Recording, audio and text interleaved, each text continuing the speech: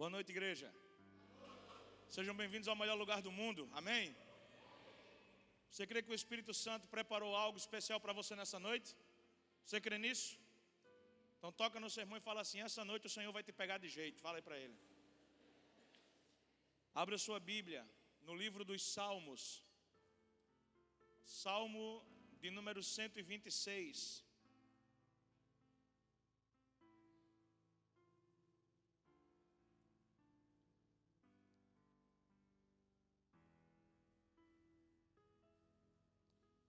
Salmo 126.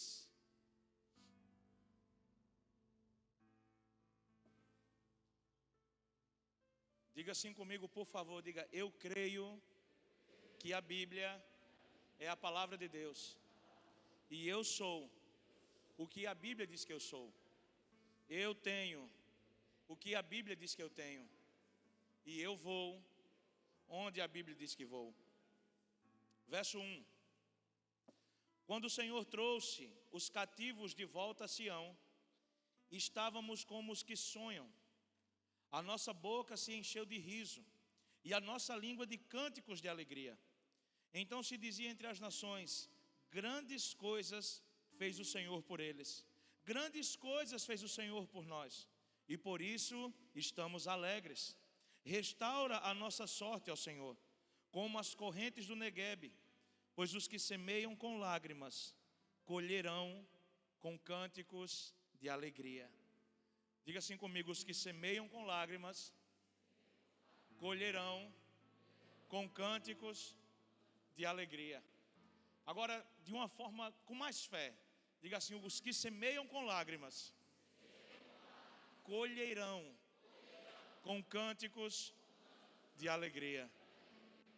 O Espírito Santo, Ele é aquele que nos traz o fruto de Deus.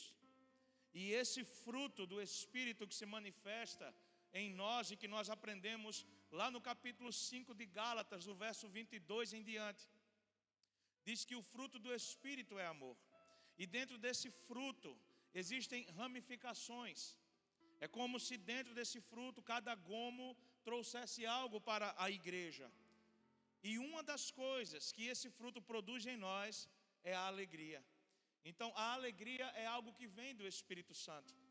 Não é à toa que quando os homens de Deus estavam orando, os discípulos, lá no capítulo 2 de Atos, esperando a promessa do Espírito, quando o Espírito vem sobre eles, aquela casa tem um tremor, o vento sopra, as línguas repartidas como de fogo repousam sobre suas cabeças. E eles começam a falar em outras línguas. Quando alguns escutam, dizem assim: esses homens estão embriagados. E Pedro fala: eles não estão embriagados, mas eles estão cheios do Espírito Santo.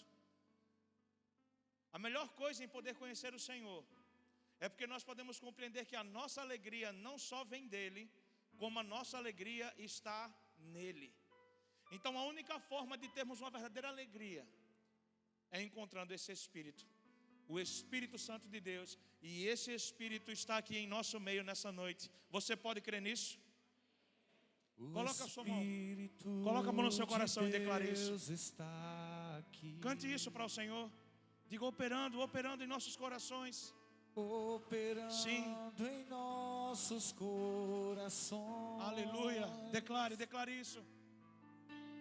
Trazendo sua vida e poder, ministrando sua graça e amor. Os feridos de alma são curados, os cativos e oprimidos livres são, os enfermos e doentes são sarados, pois o Espírito de Deus está aqui. Declare mais uma vez: o Espírito de Deus. O Espírito de Deus está aqui. Creia nisso de todo o seu coração. Operando em nossos corações, trazendo sua vida e poder, ministrando sua graça e amor. Os feridos de alma são curados, os cativos e oprimidos livres são, os enfermos e doentes são sarados, pois o Espírito de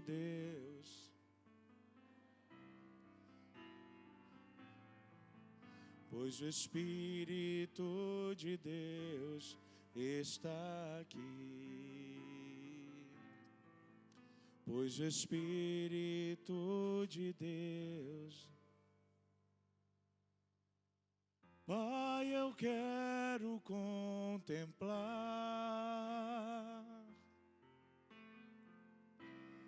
tua glória e majestade. Essa é a única razão, Senhor. Pai, eu quero te adorar em espírito, em verdade, não apenas no átrio ou no santo lugar. Eu quero te entronizar entre os querubins.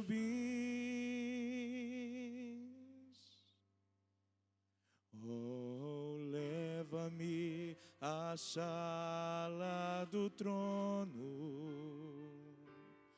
pelo novo e vivo caminho, pelo sangue de Jesus, eterno e sumo sacerdote.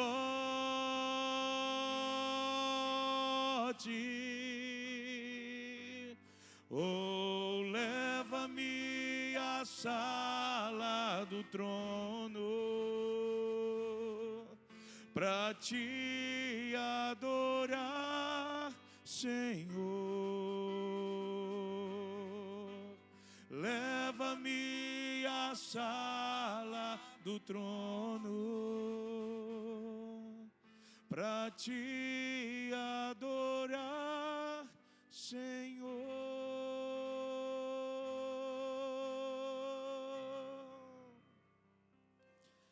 Oh, leva-me à sala do trono pra te adorar, Senhor. Leva-me à sala do trono pra te adorar, Senhor.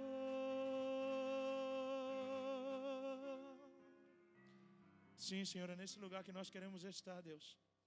No lugar da tua majestade, no lugar da tua realeza. E sabe o que é profundo em pedir ao Senhor para ir até a sala do trono? É que quando nós dizemos, Senhor, eu quero ir à sala do trono, eu estou dizendo, Senhor, eu quero entrar num ambiente onde a tua glória se revela a mim. Quando Isaías teve a visão do céu aberto e viu o Senhor assentado no seu trono, Isaías estava entrando no lugar da glória do Senhor. E quando nós entramos no lugar da glória, as coisas naturais, elas já não têm mais o mesmo sentido. É por isso que quando nós começamos a caminhar com o Senhor, verdadeiramente, é por isso que quando a nossa vida começa a ser uma vida de dedicação ao Senhor, de entrega, de busca, muitas coisas que antes eram essenciais, começam a perder o sentido. E essa é uma noite, onde o Senhor quer me ensinar e te ensinar a ter um coração que valoriza a capacidade de sacrificar o que for preciso, só para se aproximar dEle. Você sabia que o seu coração é um altar? E o altar, ele é um lugar de entrega, de sacrifício e de compromisso. Porque o altar, ele é um lugar de aliança. Ele é um lugar onde você firma compromisso. O altar é um lugar onde você, quando sobe, nunca volta com o que você levou. Esse ano, no dia 14 de dezembro, eu completo 6 anos de casado com Mores. Minha rainha, a rainha do meu coração. Cristian Carine do meu coração. Esse ano nós completamos 6 anos de casado. Mas sabe onde nós firmamos uma aliança com Deus? No altar do Senhor. Porque um casamento é muito mais do que um contrato que você assina, do que um papel que você tem que lhe garante algo. Um casamento é uma aliança que um homem e uma mulher fazem diante de Deus no altar. E no dia que eu subi no altar com Mores, para sermos um no Senhor, nós subimos no intuito de nunca mais descer. Porque quando nós nos entregamos ao Senhor, nós estamos dizendo: Pai, eu compreendo quem o Senhor é. Então a nossa vida precisa ser um casamento com Cristo todos os dias. Você precisa decidir ir até o altar e sacrificar. E hoje esse altar é o seu coração. Ainda que muitas vezes não percebamos, todos os dias, eu e você, temos sacrificado algo sobre o nosso coração. Temos colocado algo sobre esse altar. A grande questão é: para quem nós temos ofertado? Para quem nós temos sacrificado? Para quem tem sido o holocausto do nosso coração? Abra sua Bíblia, por favor, em Levítico, no capítulo de número 6.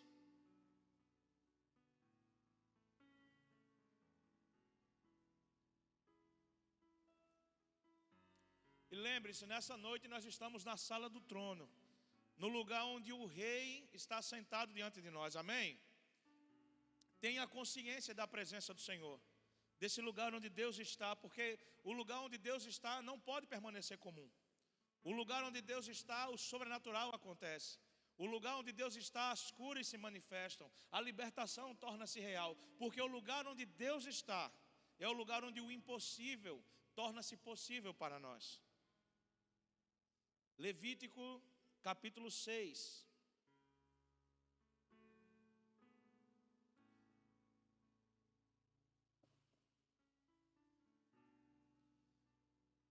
No livro de Levítico, que é o livro da lei, ele começa trazendo algumas direções de sacrifícios que precisam ser feitos ainda.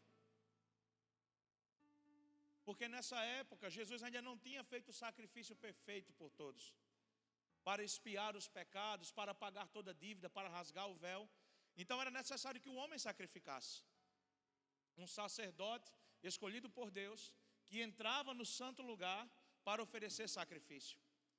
Só que o interessante é que o livro de Levítico, esse livro da lei, no primeiro capítulo ele fala sobre os holocaustos. Aquilo que se deve entregar ao Senhor e como se deve entregar. E aí ele começa a falar sobre os tipos de ofertas que você pode trazer até o altar. No capítulo 2 fala sobre as ofertas de cereais, ou seja, da importância de colocar no altar de Deus tudo aquilo que para mim eu considero sustento. No capítulo 3 fala sobre os sacrifícios das ofertas pacíficas, que é a minha capacidade de sacrificar aquilo que para mim traz paz. Então, se eu sei que determinados comportamentos podem me levar para longe do Senhor, eu vou sacrificar isso para que a minha vida tenha paz. No capítulo 4, nós podemos aprender sobre o sacrifício pelos pecados dos sacerdotes. Pois a única forma de um homem trazer a presença de Deus, do homem ouvir a presença de Deus, era quando o sacerdote entrava no Santo dos Santos, um lugar onde estava a Arca da Aliança, para fazer um sacrifício. E ele entrava com uma corda amarrada na cintura, porque se ele entrasse e estivesse em pecado, ele morreria lá dentro. E como ninguém poderia entrar, essa corda era para que puxassem o corpo do sacerdote. E o interessante é que no santo lugar, o sacerdote não poderia derramar suor, mas podia derramar lágrimas. Porque na presença de Deus, Ele não quer que você faça um sacrifício material, um sacrifício natural. O que o Senhor deseja de mim e de você é o nosso coração. Quando a gente devolve o dízimo na casa de Deus, se a gente faz isso por obrigação, ou por emocionalismo, ou fazendo isso simplesmente como barganha, a gente está derramando suor no lugar santo. Quando a gente oferta, quando a gente devolve o dízimo, a gente tem que fazer isso com lágrimas, mas lágrimas de gratidão, porque a gente reconhece que tudo que nós temos foi o Senhor que nos deu, e nós estamos devolvendo isso para Ele. Sabe, marido, ser fiel à sua esposa não pode ser uma coisa que te faz suar, mas uma coisa que derrama lágrima dos seus olhos. Que você olha e diz: Deus, como vale a pena poder permanecer fiel à mulher que o Senhor me deu. Porque a sua mulher, ela não é a melhor opção, ela é a única opção de Deus para a sua vida. Posso ouvir um amém dos homens? Posso ouvir um amém ainda mais poderoso das mulheres? Aleluia, irmã. Glória a Deus. Então acaba com esse negócio, cara. O lugar santo não é um lugar de derramar suor, é um lugar de derramar lágrimas. Já dizia Gregório McNutt, um dos maiores avivalistas que essa nação já conheceu, que o que a igreja necessita para esses últimos dias é de um batismo de lágrimas. Os nossos olhos secaram na presença do Senhor. Nós perdemos a capacidade de chorar, de sentir o toque de Deus. E a gente tem por fraqueza chorar diante do Pai, ou por performance. Eu não estou dizendo que você tem que chorar de forma forçada, mas eu estou dizendo que se o toque de Deus não mexe com as suas emoções, tem alguma coisa errada no seu interior. E a minha oração é para que nessa noite o toque de Deus mexa nas minhas e nas suas emoções, amém? Diga assim comigo: Espírito Santo, por favor, nesta noite, toque nas minhas emoções. Diga: Espírito Santo, nesta noite, eu não quero derramar suor, mas eu quero derramar lágrimas diante do teu trono, diante do santo lugar. Então, a única forma do sacerdote entrar naquele lugar era estar purificado. E adivinha só o que a palavra fala? É de que hoje eu e você somos todos sacerdotes do Senhor. Então nós precisamos ter um coração limpo para poder entrar no santo lugar, para subir ao monte do Senhor, como nós ouvimos semana passada. Mas quem subirá ao monte do Senhor? Aquele que tem um coração, irmãos. Essa é a maneira. É assim que a gente entra na presença do Senhor. Então, haviam sacrifícios específicos para que os sacerdotes fossem purificados e assim pudessem entrar naquele lugar santo. No capítulo 5, a gente aprende sobre os sacrifícios pelos pecados ocultos. Sabe qual é o pecado oculto? A gente poderia traduzir hoje para pecados de estimação. São pecados que nós carregamos em nossa vida e nós não temos a coragem de abandonar, porque nós temos prazer nele. Todas as vezes que você encontra prazer no pecado, é porque nós temos permitido que a nossa carne governe acima do nosso espírito. Você sabe, nós somos criaturas tricotômicas. Nós temos 3 partes em um. Nós somos compostos por corpo, alma e espírito. E o apóstolo Paulo, ele traz uma declaração que, sabe, no mínimo deve nos fazer refletir. Quando ele está ensinando ao povo e ele diz: olha, o bem que eu quero fazer, esse eu não faço, mas o mal que eu não quero, esse eu acabo cometendo. Porque existe uma carne, existe uma luta, existe uma militância da minha carne com o meu espírito.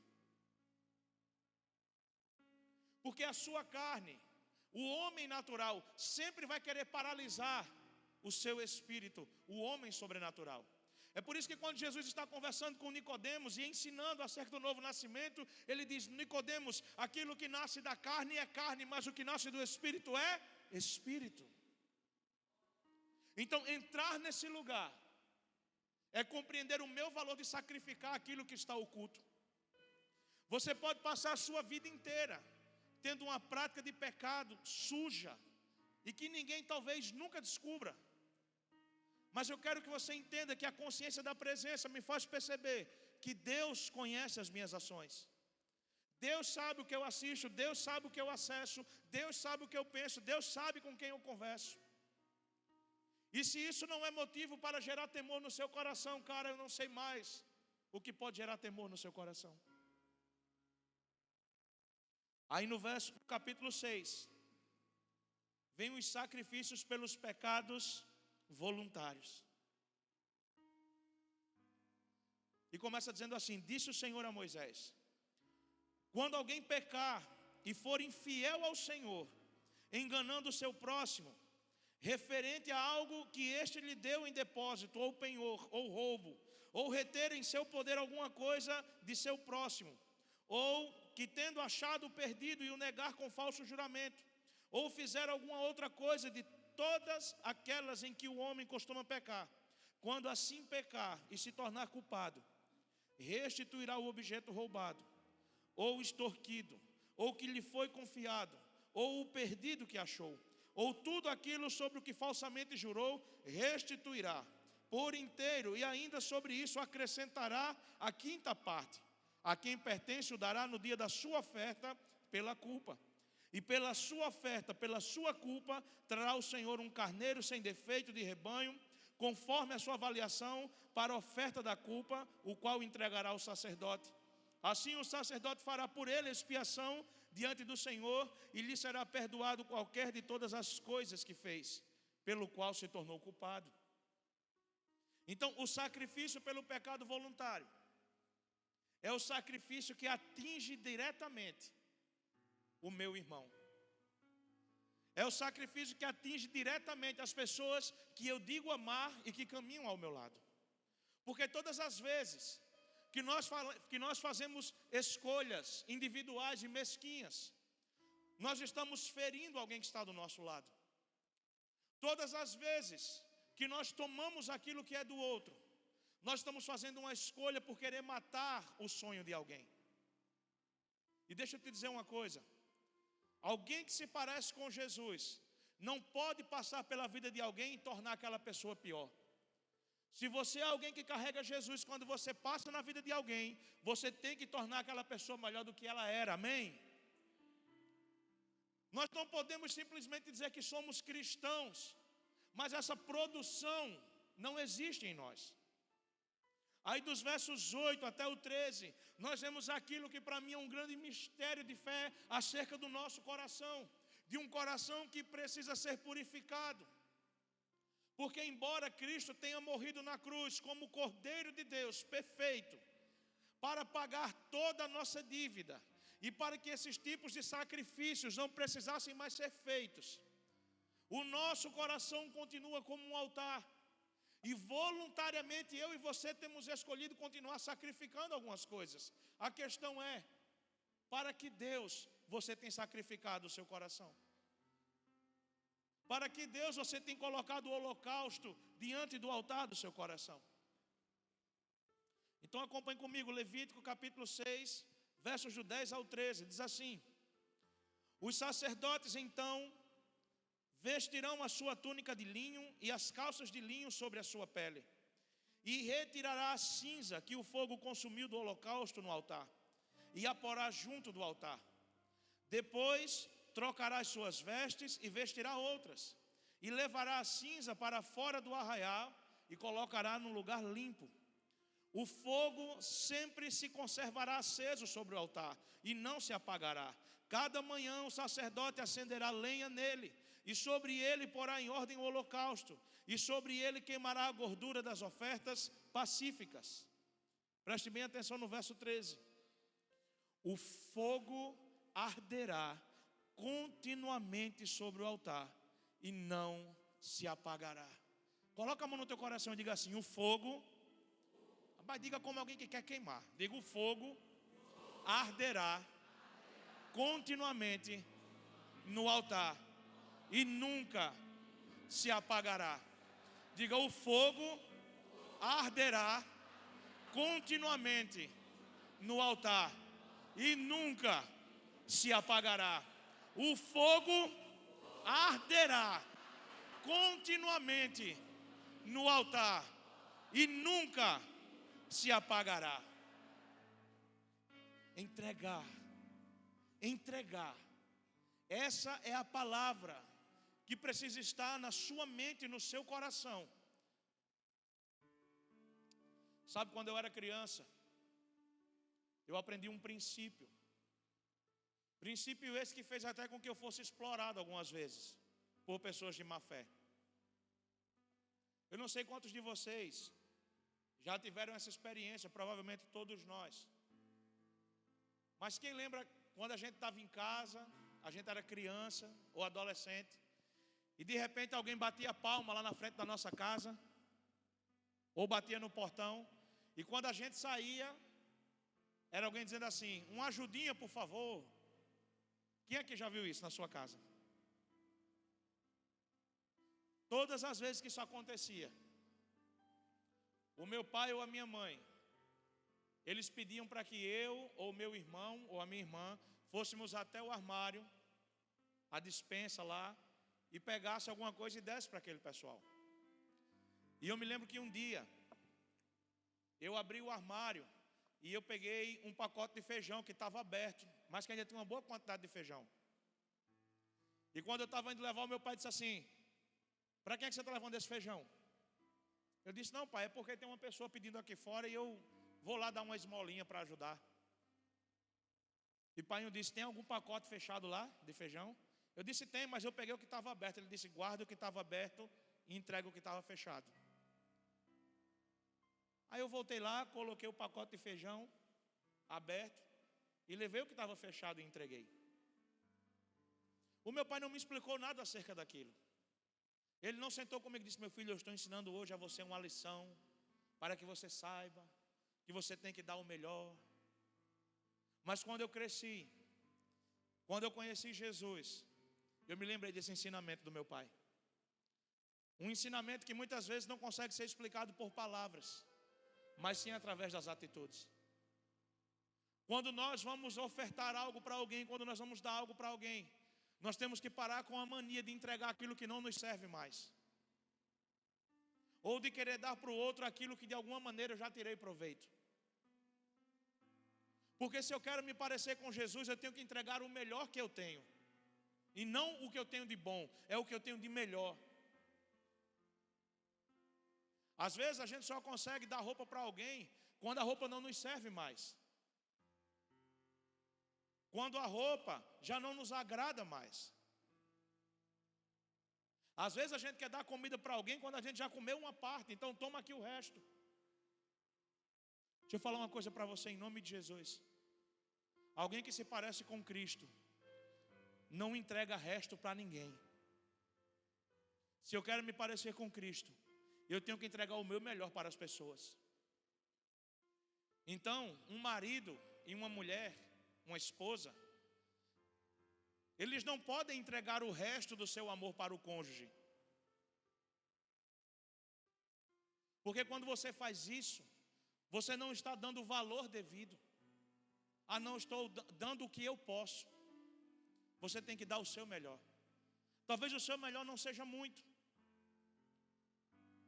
Eu fui criado numa família muito humilde. E às vezes, quando eu ia dar alguma coisa para alguém que pedia, e dava o pacote fechado, o único que ficava no armário da minha casa era o que já estava aberto. E sabe por que eu estou falando isso? Porque as coisas que você guarda no seu coração, elas não precisam servir como uma espécie de troféu para revelar que você é bonzinho ou humilde. Você não precisa falar para as pessoas que está dando muito, mas que ficou com pouco. Porque a confiança é de saber que quando você entrega, o Senhor Ele vai te dar na medida que você precisa, amém? Então nós não podemos simplesmente dar ao outro o resto do nosso amor. E se a gente não deve dar ao outro o resto do nosso amor, o resto das nossas provisões, quiçara ao nosso Deus. Então por que é que tantas vezes a gente só entrega a Deus aquilo que nos sobra? A gente só entrega a Deus o tempo que nos sobra. Eu preciso ter um tempo de oração, mas eu vou orar porque eu estou... pastor, eu trabalho muito, eu estudo muito. Então eu chego tão cansado em casa, mas eu sempre faço as minhas orações. Me desculpe, mas você está entregando o resto. E Deus não precisa do seu resto. Você tem que entregar o seu pacote de feijão fechado. Você tem que entregar o seu melhor para o Senhor. Você tem que dedicar tempo para Ele. Você tem que fazer com que o Senhor seja o primeiro desejo do seu coração quando você acorda. Você precisa querer saber o que está acontecendo no reino espiritual antes de saber quais são as notícias do mundo quando você acorda. Você precisa saber o que é que Deus está ministrando na sua vida durante aquela noite que você esteve descansando, antes de querer ver o que postaram no Instagram logo cedo pela manhã. Antes de querer conversar no seu WhatsApp, conversa com o teu Deus. Quem estava aqui na vigília sexta-feira, levanta a mão para dar uma olhada. Foi uma bênção do Senhor aqui. E eu falei uma coisa aqui na vigília que eu vou falar hoje novamente.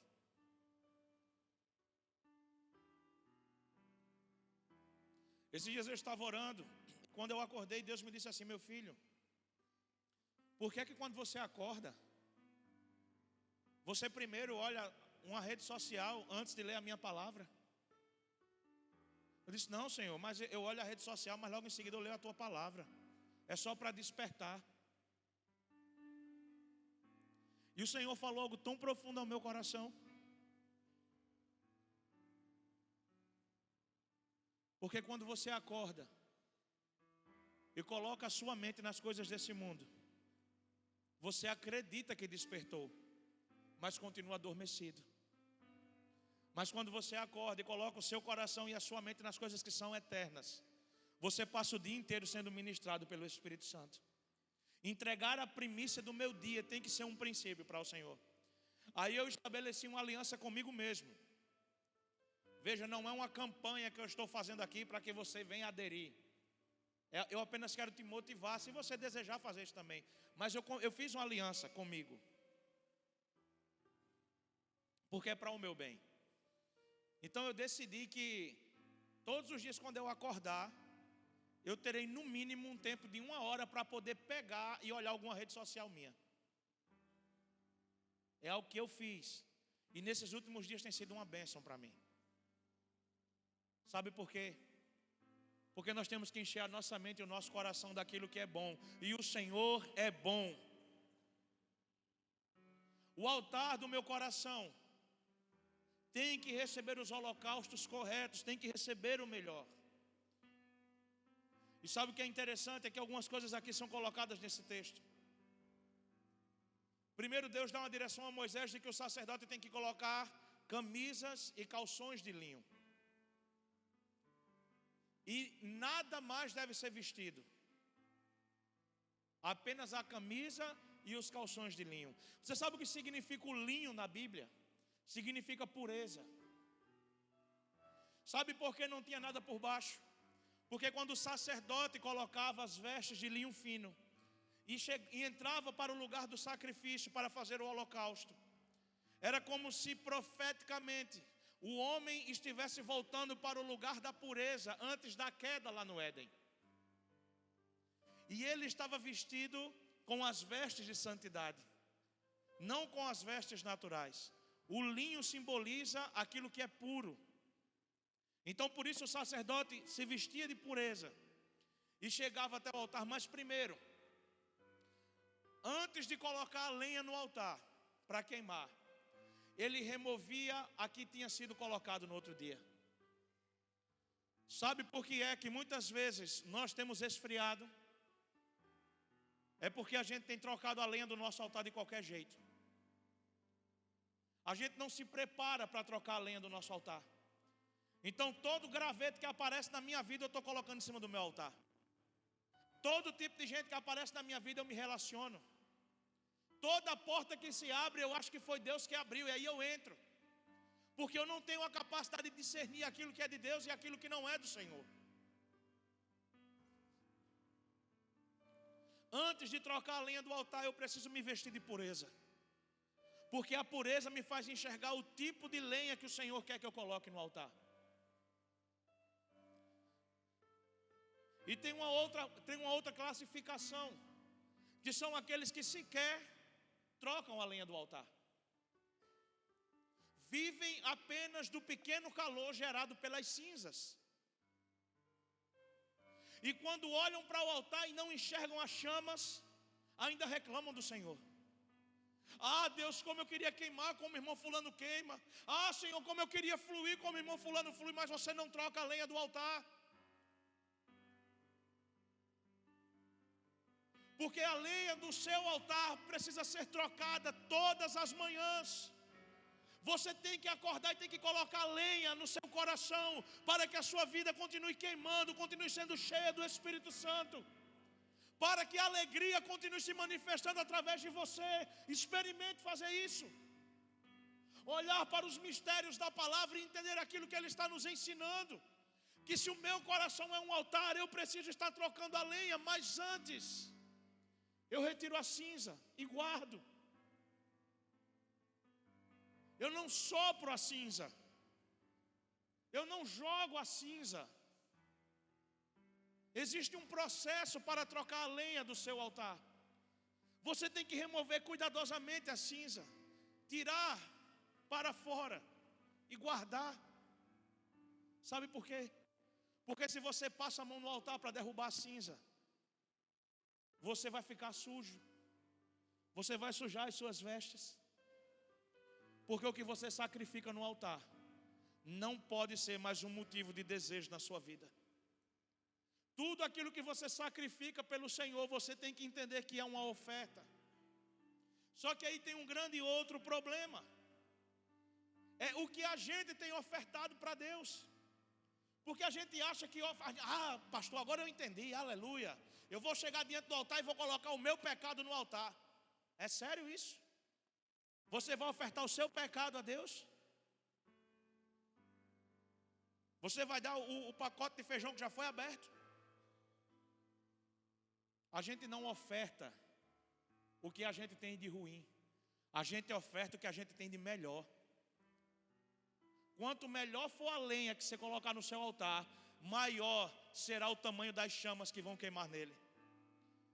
Então você tem que saber sacrificar aquilo que te custa, aquilo que te é valioso. Você tem que colocar aquilo no altar e dizer: Senhor, está aqui, Pai, a minha lenha.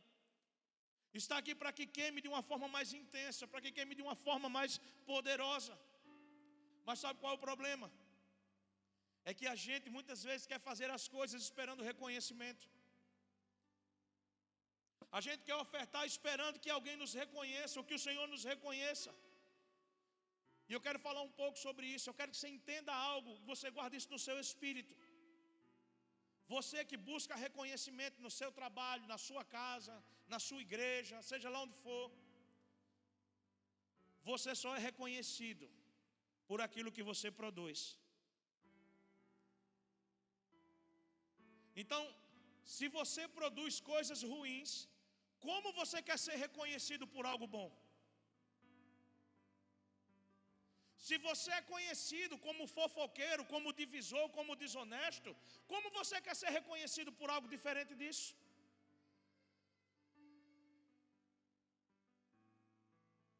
O problema é que nós queremos ser reconhecidos por uma coisa que nós não somos.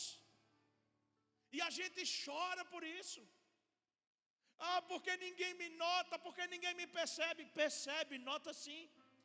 Só que você é reconhecido por aquilo que você produz e não por aquilo que você acha que faz. Porque chegar aqui, gente, erguer as mãos e cantar que a gente é santo, como o Senhor é santo, é lindo. Mas a gente declara que nós somos santos, como o Senhor é santo, quando os nossos olhos se guardam de olhar para aquilo que é pecaminoso, quando as nossas mãos se escondem para não tocar aquilo que é impuro. Isso é dizer: Senhor, eu sou santo como o Senhor é santo. Nós não podemos ter um discurso que anda numa direção e uma atitude que anda na outra. As pessoas que mais desejam ser reconhecidas são as críticas, são as rebeldes, são as incorrigíveis, são aquelas que guardam missões ocultas no seu coração, são as divisoras, são as falsas convertidas, são as frustradas. porque elas têm a carência como seu Deus e são governados pela carência. E carência não é para ser alimentada. A carência tem que ser curada na minha e na sua vida. Se você chora por reconhecimento, é porque você não ama Jesus. Você pode até gostar dele, mas você não o ama. Porque quem ama o Senhor consegue compreender aquilo que o Senhor é capaz de fazer. Você acha que Paulo não se sentia reconhecido por Deus quando ele estava em prisões, algemado, num lugar frio, sentado num chão,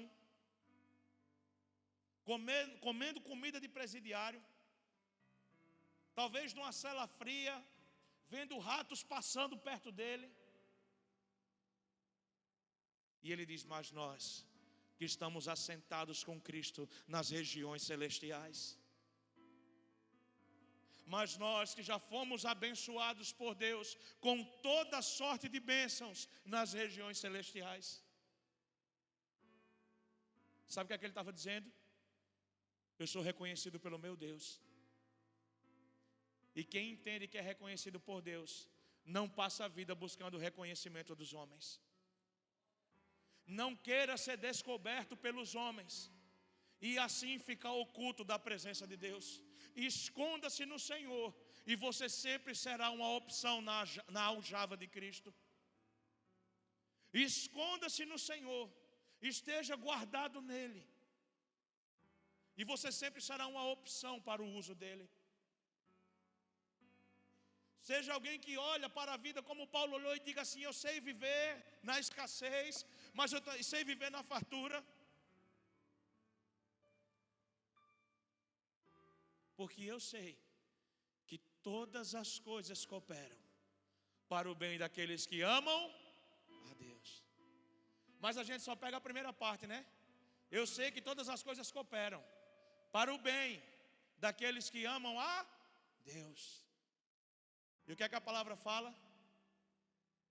Mas aquele que ama o Senhor, esse é conhecido dele. Você não pode dizer que você é amado por ele se você não é conhecido dele. Porque é isso que a palavra nos diz. Qual é o tipo de lenha que você tem colocado no seu altar?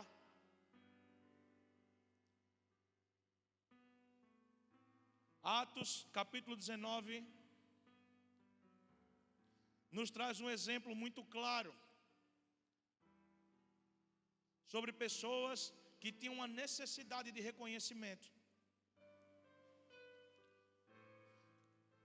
e aprenderam da pior forma. Atos capítulo 19, você só anota aí e depois confere em casa, tá?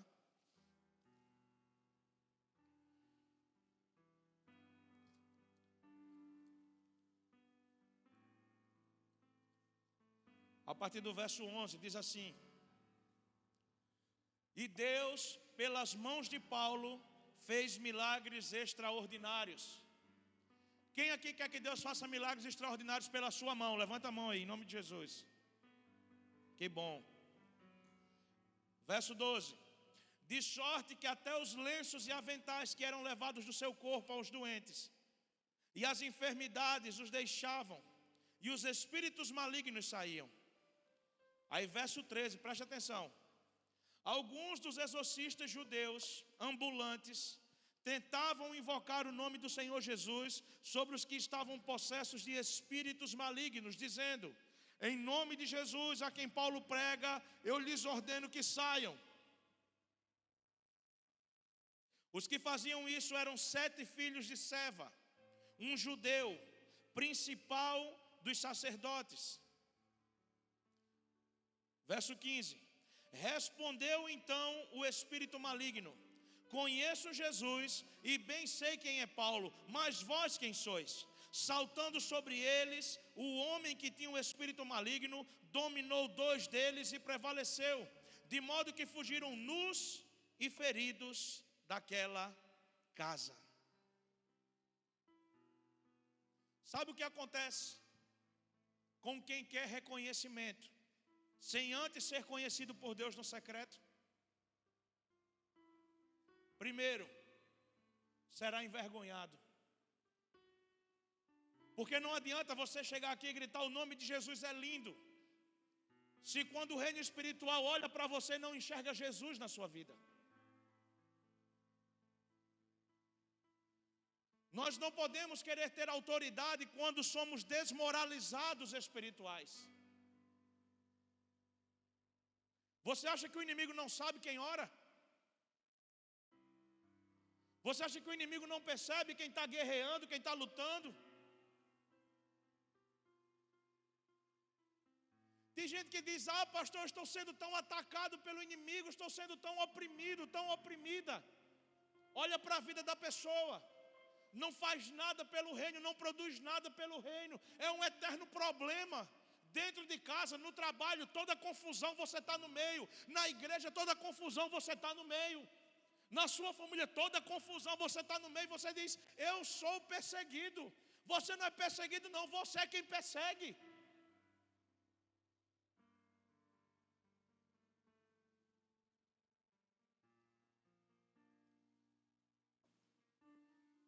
Quem quer reconhecimento, sem antes ser conhecido dele, vai ser envergonhado.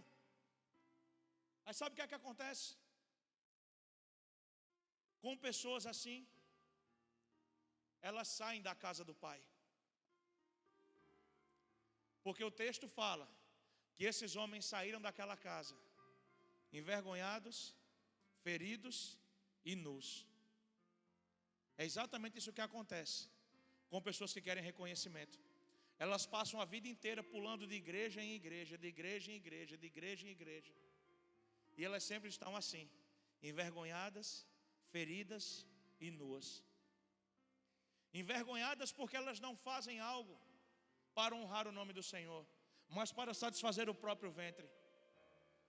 Feridas porque, na ânsia de querer fazer as coisas para o reconhecimento, acabam se frustrando por não receberem elogios,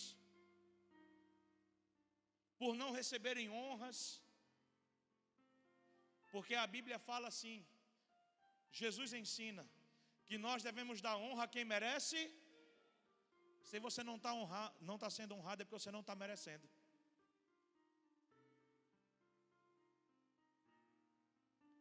Ah, pastor, não estou sendo honrado. É porque você não está merecendo. Mas só eu sei. Só você sabe o quanto você tem mentido, achando que merece uma coisa que você sabe que não merece. Porque quando o Senhor te olhar e perceber que você é digno de honra, Ele mesmo vai te fazer andar em lugares altos. Amém? E aí ninguém vai conseguir te derrubar. Tem gente que chora até hoje: ah, Senhor, porque fulano de tal puxou o meu tapete, porque fulano de tal tomou o lugar que era meu. Você perdeu aquele lugar, você teve o tapete puxado, porque não foi Deus que te deu aquele lugar. Porque aquilo que o homem te dá, aquilo que você conquista, você pode perder. Mas se for o Senhor que te der, cara, não tem ninguém nesse mundo que possa tomar aquilo que vem das mãos do Senhor para você. Ninguém pode tirar de você aquilo que Deus te dá. Agora aquilo que você conquista, você perde. Cuidado para você não ser alguém que anda no reino dessa maneira, envergonhado, nu porque você é descaracterizado. Você assume formas de acordo com aquilo que é mais conveniente para você. Você não tem um padrão, você não tem uma identidade, você não tem um propósito. Você sai atirando para todo lado e onde acertar, aquele é o seu propósito de vida. E principalmente, feridos. As pessoas que mais fazem mal para alguém são pessoas feridas. O problema é que às vezes a gente está ferido há tanto tempo, que a gente acredita que ser ferido é a nossa maneira de ser. Não tem gente que quando você encontra, a pessoa já faz uma cara de ferida. Você já viu alguém assim? A pessoa está ali contente, bem tranquila, aleluia, aleluia. Quando a pessoa vê você, a pessoa...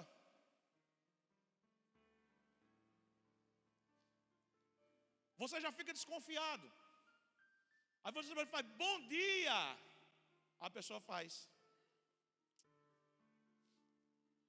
os meus ossos doem, a minha alma desfalece diante do Senhor. Gente, tem gente que é carregado, não tem, parece um mal olhado gospel. Tem gente que é carregado, você sai esgotado. Tem gente que você senta para conversar com uma pessoa, você sai pior. Você sai quase se arrastando. Deus me leva, Senhor. Porque é muito ruim andar com pessoas que são feridas e que amam as suas feridas e que transformam as suas feridas no seu Deus. Porque elas não querem misericórdia, elas querem pena. Elas não querem cura, elas querem manutenção da ferida, que é para chamar atenção, porque são carentes e querem ser sempre vistos como coitadinha, meu Deus. A bichinha não casa, né? Oh, meu Deus, olha o irmão, mas deve tanto. Nunca se acerta. Ah, meu Deus, a coitada, o marido deixou. Ah, Deus, o coitado perdeu o emprego. Gente, eu não estou querendo minimizar a dor de ninguém, não é disso que eu estou falando. Mas, por favor, não faça da sua dor a sua morada. Porque você tem um Deus que te ensina a ser vencedor. Você tem um Deus que te leva a andar em lugares altos. Você tem um Deus que disse que nele você é mais do que vencedor, amém? Então eu não me conformo em ver um cara que diz que é crente, mas anda como um derrotado. Ah, pastor, eu até queria casar, mas eu não tenho dinheiro para casar. Para de ser enrolão.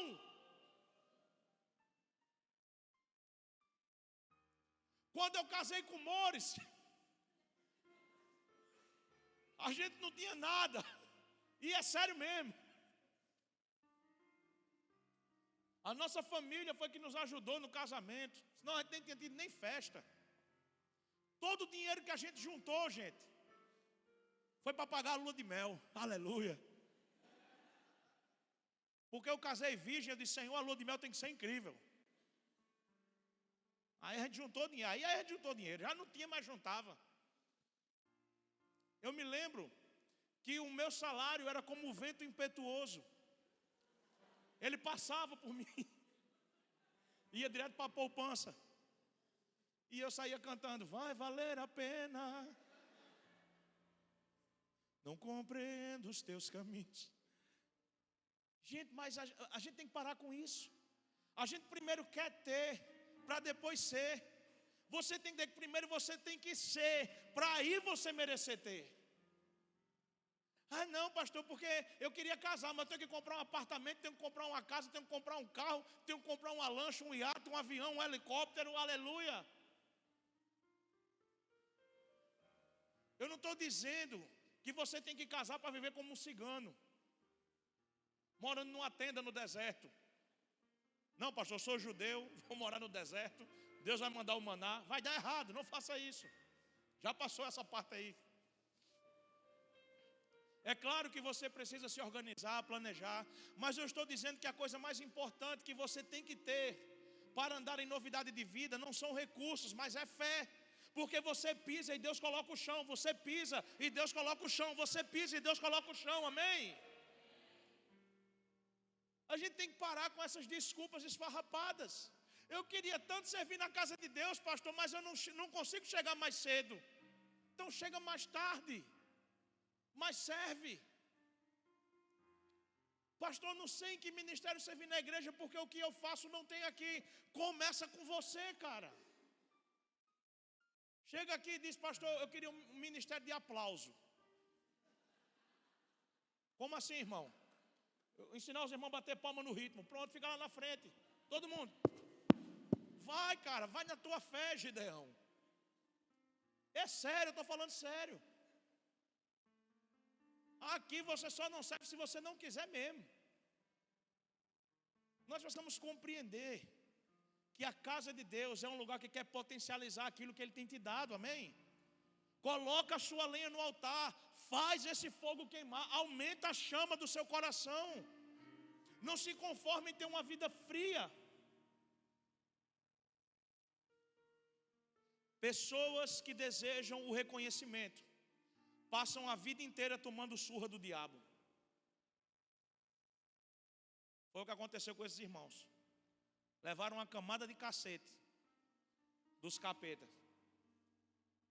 Então você quer reconhecimento, você vai passar a sua vida apoiando do diabo.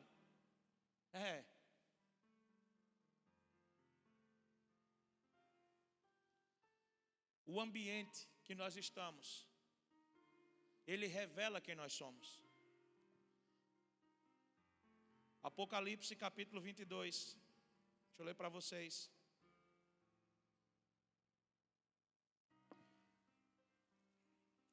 Senhor. Apocalipse 22, a partir do verso 10, diz assim: Disse-me ainda, não seles as palavras da profecia deste livro, porque próximo está o tempo. Aí preste atenção no que diz o verso 11. Quem é justo, faça injustiça ainda. Quem está sujo, suje-se ainda. Quem é justo, faça justiça ainda. E quem é santo, santifique-se ainda. Sabe o que isso quer dizer? É que quando o céu se abre diante de você, ele revela quem você é. Pastor, mas eu fiz algo que era sujo e eu nem sei como eu fiz. Você sabe. Porque você só traz para a tona aquilo que você vem treinando no seu secreto. Se você treina o pecado no seu secreto, uma hora você vai trazer à tona. Mas se no seu secreto você busca o Senhor, você ora, você jejua, você medita, você está diante dEle, mergulhado nas Escrituras, cara, uma hora isso se revela através de você. Porque no ambiente de glória, o sujo se revela mais sujo, mas o puro torna-se ainda mais puro. Porque a luz do Senhor, ela traz a verdade. Então nós ainda vivemos dias onde essa verdade te dá a chance de mudar. A luz que hoje o Senhor libera sobre mim e sobre você ainda nos dá a chance de mudar. 1 de João capítulo 1, verso 9. Se confessarmos os nossos pecados, Ele é fiel e justo para nos perdoar e nos purificar de toda injustiça. Você ainda tem tempo para se reposicionar. Mas no dia em que o céu se rasgar e o Filho do Homem vier no meio das nuvens, aí o que você é no secreto vai sentenciar a sua eternidade. Enquanto você se preocupa em querer ser conhecido dos outros, você não se torna conhecido de Deus. Como é que eu me torno conhecido de Deus, pastor? Me aproximando dEle. Achegai-vos a Deus, e Ele também se achegará a vós. Quando você se aproxima dEle, Ele se aproxima de você. Num ambiente de glória, o puro fica mais puro e o impuro fica mais impuro. Por isso, tantos só pioram nos processos de disciplina que passam na vida. Porque a palavra do Senhor nos ensina que Deus disciplina aquele que Ele ama. Quem aqui acha que Deus ama a sua vida? Levanta a mão e diga, eu acho. Diga, Deus me ama. Então você vai ser disciplinado. Mas a gente não quer. A gente só quer a parte boa. A gente só quer a parte boa. A gente não quer a parte difícil. Você vai ser disciplinado. Se você nasceu de novo e é filho, e tem arrogância no teu coração, Deus vai te colocar numa geladeirazinha para você ser tratado. Vai. Se você ama o dinheiro mais do que tudo, você vai passar um período igual a cabeça do pastor, liso.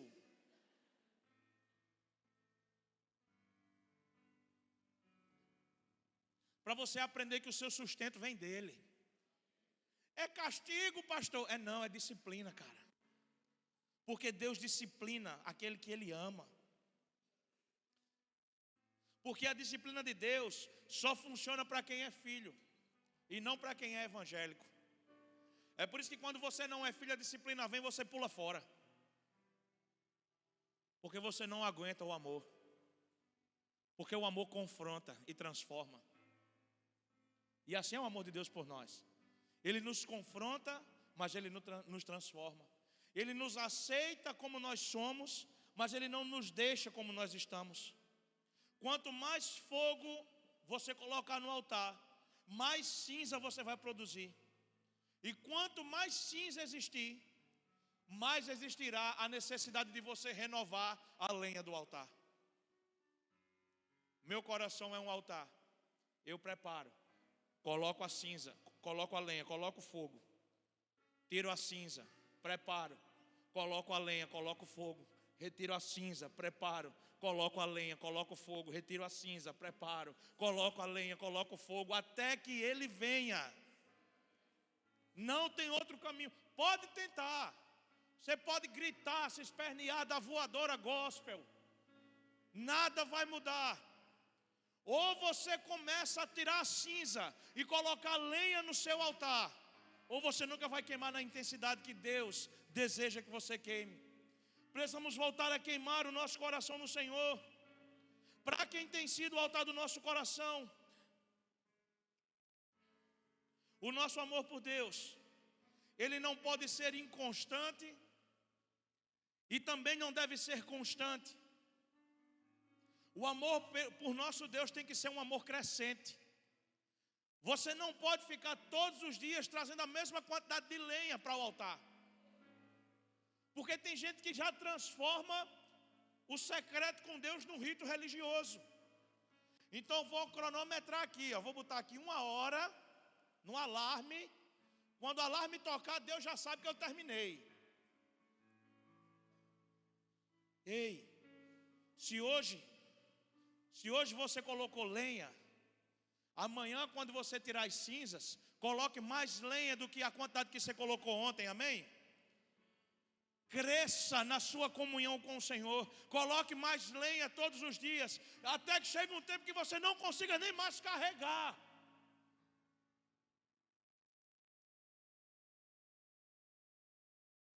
Deixa ser a geração que busca, Aleluia, tua glória, sim, Senhor. Mais que a própria vida. Sim, Deus. Nos deixa ser a geração que busca a tua glória, mais que a própria vida. Sem ti não irei, sem ti não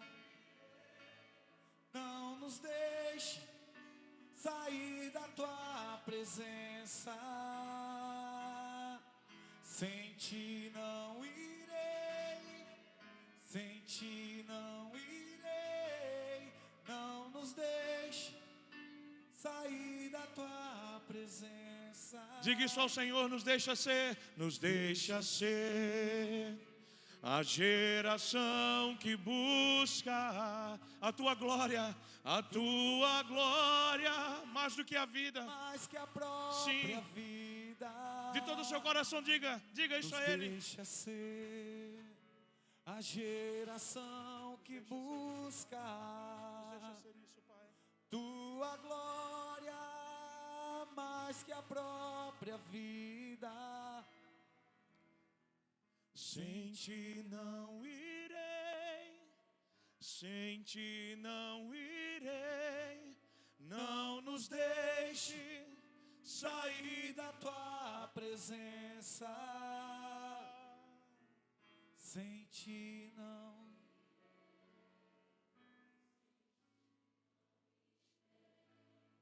nos deixe.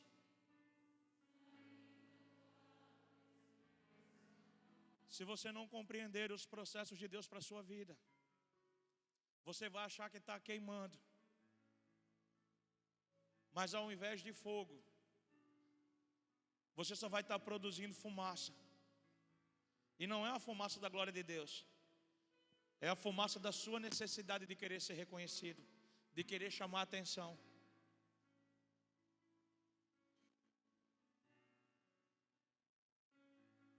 Deixa eu confessar uma coisa para vocês.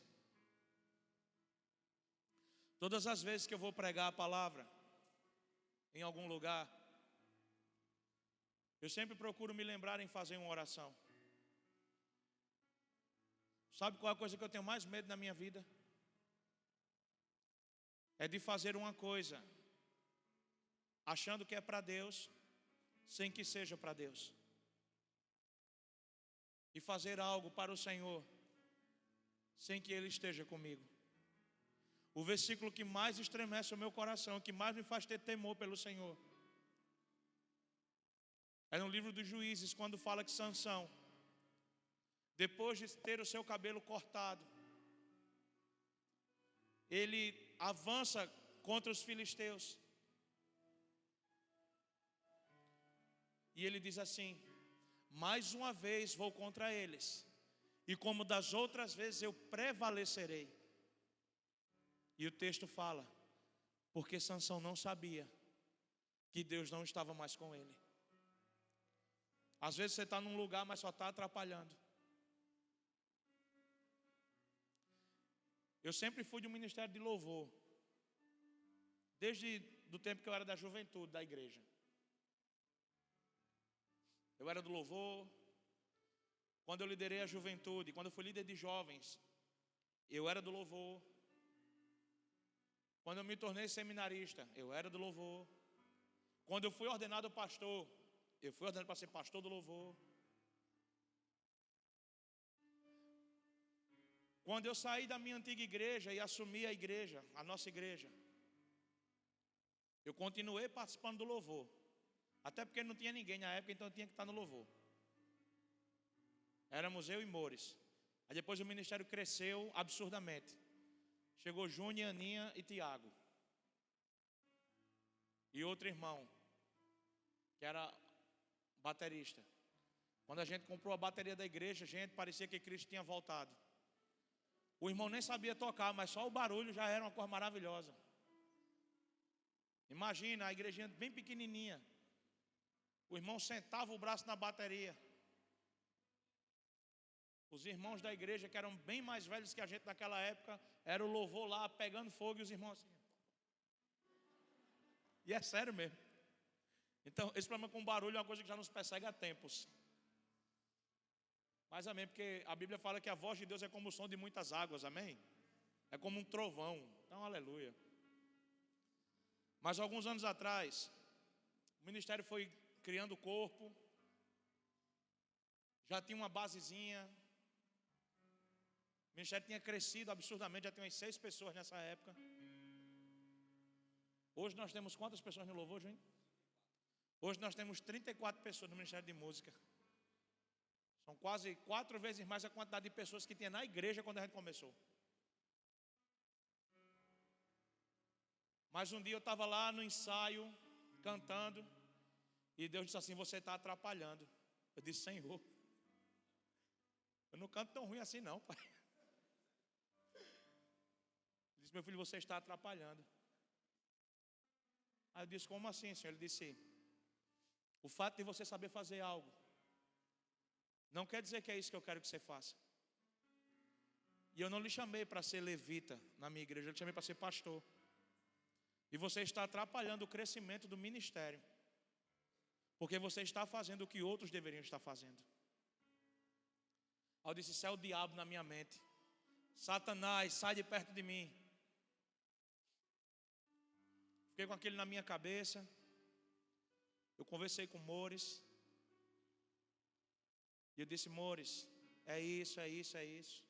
E eu tinha certeza que ela ia me dizer: não, meu filho, fique no louvor, esse é seu lugar. E ela disse: eu acho que é isso mesmo, meu filho. Digo: misericórdia. O inimigo está usando minha esposa também. Eu cheguei para Júnior e disse: Júnior, eu vou sair do louvor. Ah, meu Deus. Ele fez, não! Não, pastor, por quê? O que foi que houve? Eu disse, não é da igreja, não, é só do louvor. E quando eu saí do louvor, quando eu saí do ministério de música, surgiu uma lacuna. E nessa lacuna, Deus levantou um pastor para esse ministério, que é Júnior. Júnior antes só tocava lá.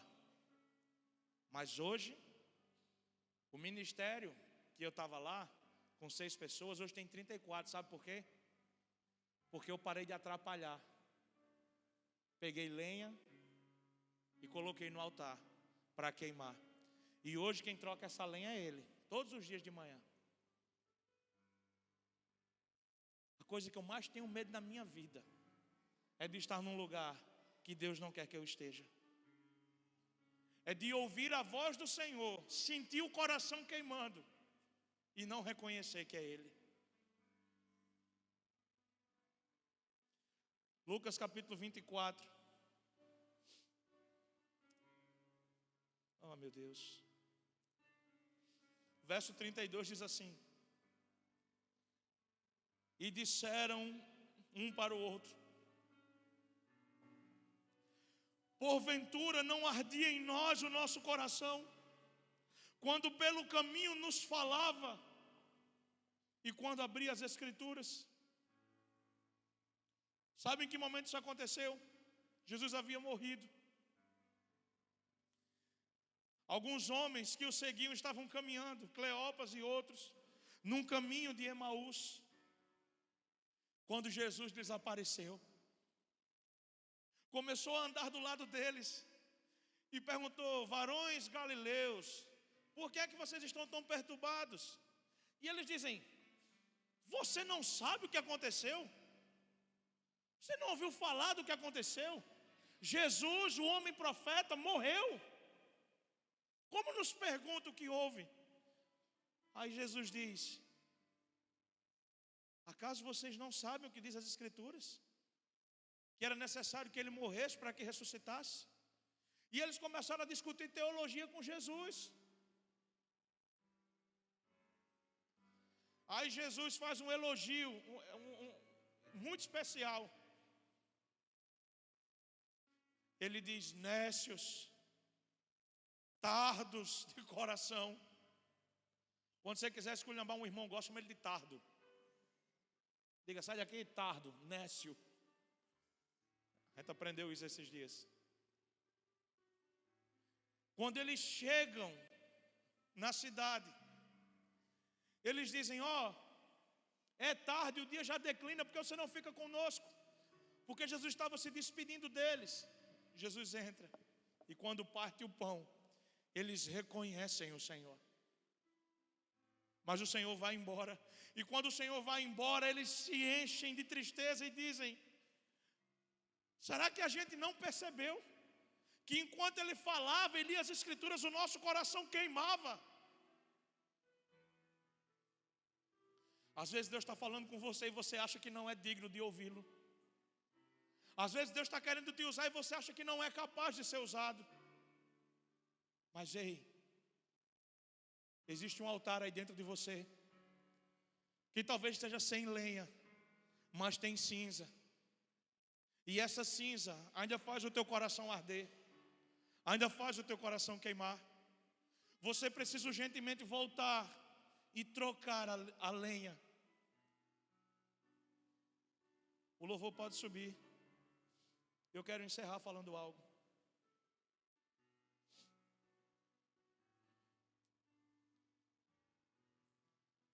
Abra sua Bíblia em Jeremias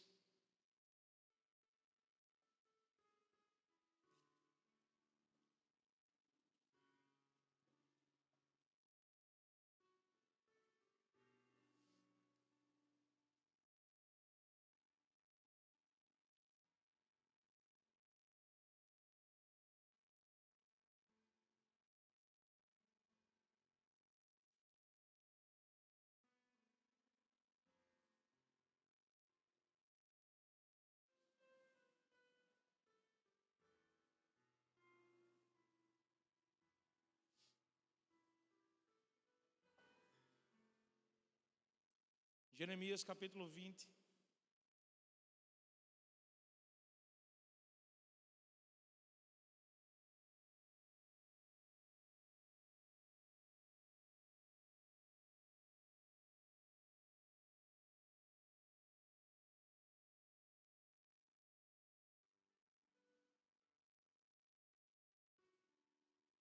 Verso 9.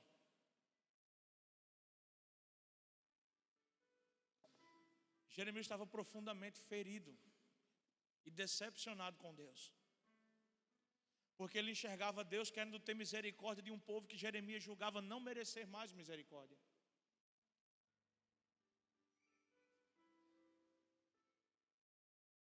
Jeremias disse: então eu não falarei mais. Estou parafraseando o texto, tá? Não te servirei mais. Não serei mais profeta. Não vou ser mais crente. Não vou mais para a igreja. Não quero saber de célula. Não quero me envolver mais em ministério. Agora eu quero só sentar e ouvir. Eu quero só receber.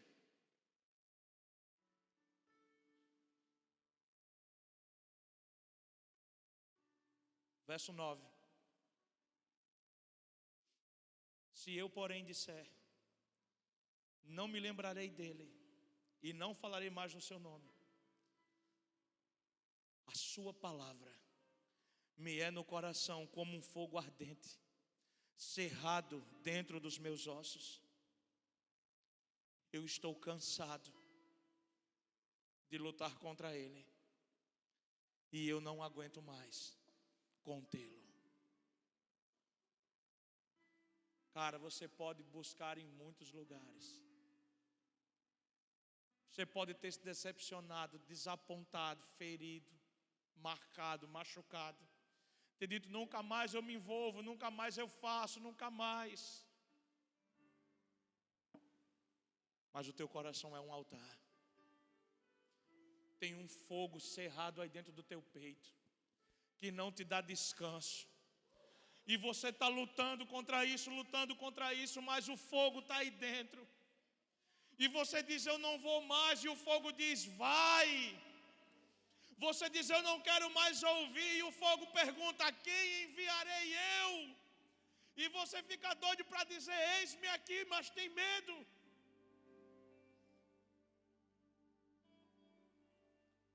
Prepara o altar, coloca a lenha, coloca o fogo, retira a cinza, prepara o altar, coloca a lenha, coloca o fogo, retire a cinza, prepara o altar, coloque a lenha, coloque o fogo, retire a cinza, porque você não vai conseguir viver longe dele. Não adianta, não adianta. Você pode buscar em muitos lugares aquilo que você só vai encontrar se estiver nele. Você pode encontrar em muitos abraços aquilo que você só vai encontrar se estiver no aconchego dele. Você pode encontrar muitas coroas falsas que vão querer te eleger, mas só nele você vai se sentir parte de uma realeza. Existe um fogo cerrado no teu peito que não te dá descanso. E hoje o Senhor te chama e te pergunta, você quer queimar mais? Você quer sair do nível natural e entrar no nível sobrenatural? E eu pergunto a você, quem aqui nessa noite está pronto para trocar a lenha do seu altar? Levante a sua mão e diga, eu quero isso, Senhor. Fique de pé no seu lugar. Erga as suas mãos o mais alto que você puder.